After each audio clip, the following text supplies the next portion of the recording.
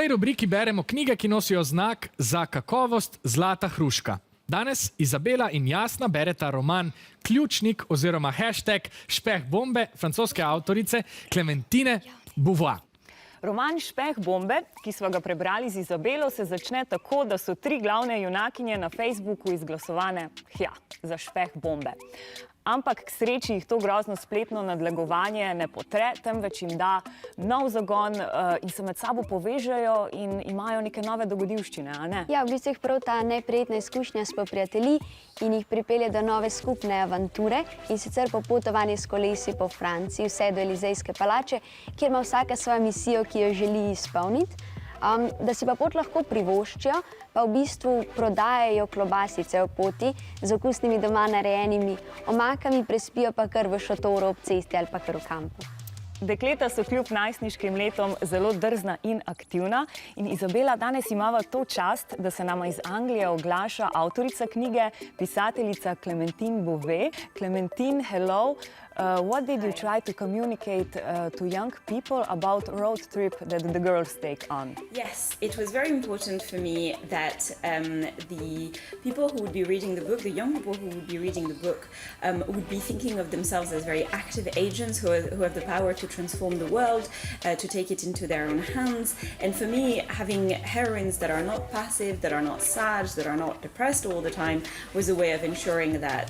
So absolutely, it was very important for me. And it's always important when I think of my protagonists, my heroes and heroines, that they're like that, active and fun, and that you can identify with them and want to do what they're doing. Izabela, sicer si pa tudi ti zelo aktivna in se lotiš reševanja problemov na ta način, da ustanoviš skupino, da se povežeš, a nam poveš več o tvojem ekobataljon krožku.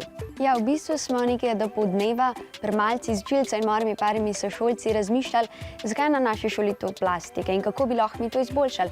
In potem smo prišli na idejo, da bi ustanovili krožek, ki se zavzema za zmanjšanje plastike na naši šoli in nasplošno, da je naša šola bolj okolju prijazna, in smo ustanovili krožek Ekobataljon, s katerim se zdaj udeležujemo raznih protestov, se udeležujemo kakšnih natečajev.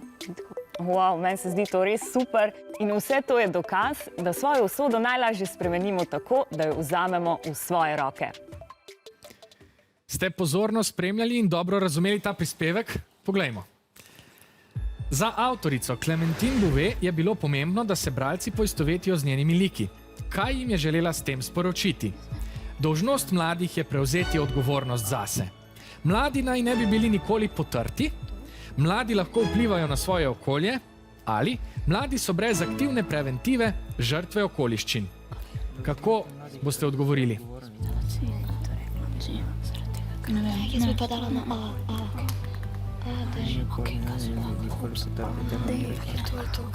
Lahko spremenimo. Osnovna šola Milojke Štrukelj je na to vprašanje stavila Brihtolina, torej je v zraku možnih 10 točk.